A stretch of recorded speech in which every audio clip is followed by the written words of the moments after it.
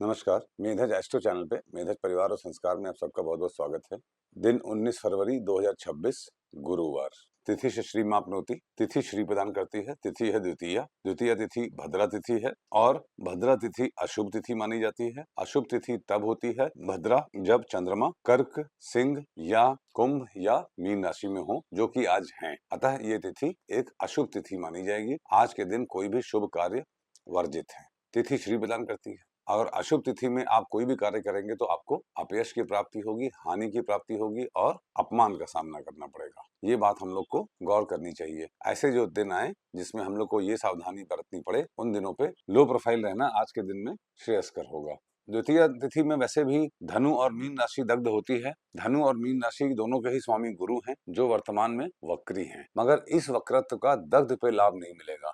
राशि में कोई वक्री ग्रह होना चाहिए राजयोग प्राप्त करने के लिए, ये याद रखिएगा। राशि के स्वामी वक्री हैं तो ये फर्दर कठिन स्थितियां हैं। आपको भौतिक सुख प्राप्त करने के लिए 6 गुना ज्यादा मेहनत करनी पड़ेगी। देखिए, द्वितीय तिथि के स्वामी ब्रह्मा जी होते हैं और द्वितीय तिथि में जन्मे लोग सक्सेस प्राप्त करते हैं। देखिए, शिव जी यंग हैं, विष्णु जी भी यंग दिखते हैं। ब्रह्मा जी की जब भी आप फोटो देखेंगे बूढ़े दिखेंगे। ये समझने के लिए बता रहा हूँ आपको। तो द्वितीय तिथि वाले लोग जनरली बहुत मैच्योर्ड होते हैं और अपनी उम्र से ज्यादा दिखते हैं जीवन में जल्दी ही। तो उनको इन चीजों का ध्यान रखते हुए जो भी यथा योग्य करना चाहिए वो करें। वाराद आयुष्यवर्धनम वार है थर्सडे, गुरुवार। मिथुन राशि में गुरु वक्री हैं। आपको संपदा प्राप्त करने के लिए, गुरु के कार्यकत्व के लिए आपको परिश्रम करना पड़ेगा। हो सकता है आज के दिन आप अपने गोल्स को डिफाइन ही न कर पाएं, अपनी इच्छाओं को, अपने गोल्स को आप डिफाइन ही न कर पाएं। ऐसा होने के काफी चांसेस हैं। नक्षत्रार्थ हरते पापम नक्षत्र है पूर्वा भाद्रपद नक्षत्र। पूर्वा भाद्रपद नक्षत्र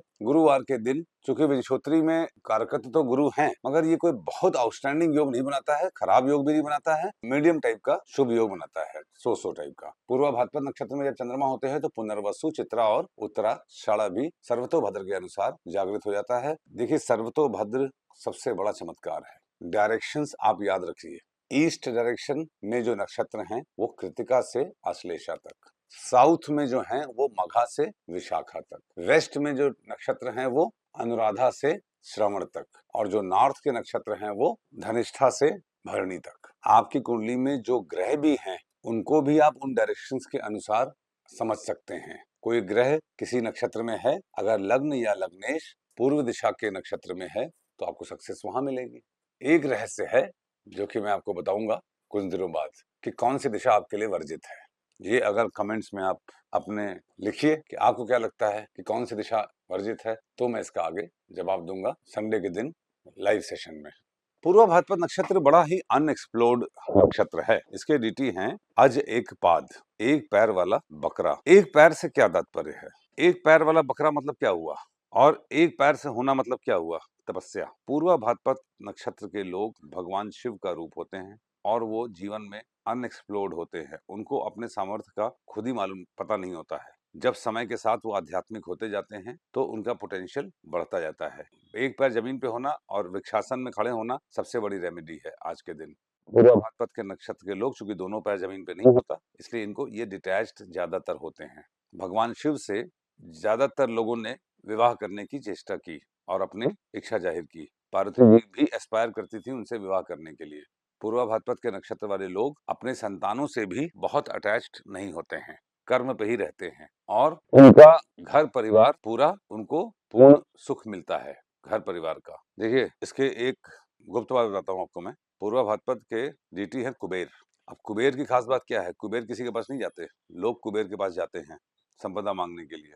ऐसे ही पूर्व भाद्रपद नक्षत्र वाले किसी के पास मदद मांगने नहीं जाते। ये समय के साथ धीरे धीरे, चूंकि आखिरी में आता है ये नक्षत्र, पंचक नक्षत्र है, तो ये लोग धीरे धीरे बड़े कन्फाइंड टाइप के हो जाते हैं और इनके फॉलोअर्स बहुत होते हैं और इनके पास लोग मदद मांगने पहुंच जाते हैं। अगर कुंडली में चंद्रमा और गुरु अच्छी डिग्निटी में हो और मंगल अगर कुंडली में अच्छे हैं तो पूर्व भाद्रपद नक्षत्र बहुत अच्छा फल देता है। योगात रोग निवारणम योग है सिद्ध योग। सिद्ध योग के स्वामी केतु होते हैं और ये उत्तराषाढ़ा नक्षत्र में होता है। देखिए, उत्तराषाढ़ा नक्षत्र सर्वतोभद्र के अनुसार भी जागृत हो रहा है पूर्व भाद्रपद से, और योग में भी है। Uttarashadha is final victory. आज के दिन द्वितीया तिथि होने की वजह से आप कुछ नया काम मत शुरू करिए, मगर पुराने किए हुए कार्यों के परिणाम स्वरूप आपको सफलता मिले, ऐसे बहुत बड़े संकेत मिल रहे हैं। करणात् कार्य सिद्धिश्य, कर्ण है कौलव कर्ण के स्वामी मंगल होते हैं। मंगल अभी उच्च के हैं मकर राशि में। कर्म करने में पीछे मत चुकिए, कर्म करने के लिए एनर्जी बहुत है, नया नहीं पुराने ही किए हुए कार्यों के लिए। पूर्व भाद्रपद नक्षत्र में 2 तारे होते हैं और इसका वेद उत्तरा फाल्गुनी नक्षत्र से होता है। उत्तरा फाल्गुनी नक्षत्र भगवान शिव के विवाह का नक्षत्र है।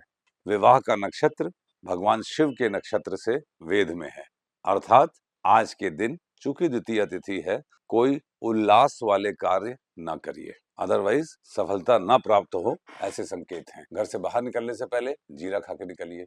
मैं इस वीडियो में आपको जैसे बाधक की बात मैं बता रहा था, तो केंद्र की सारी राशियां चर होती हैं। तो आप ये देखिए, अगर मान लीजिए मैं आपसे पूछूं कि पहला भाव आपका जिंदगी का सबसे बड़ा बाधक क्या हुआ, तो 11th हाउस। और ज्यादातर लोग कहते हैं 11th हाउस बहुत अच्छा भाव होता है, ऐसा नहीं है।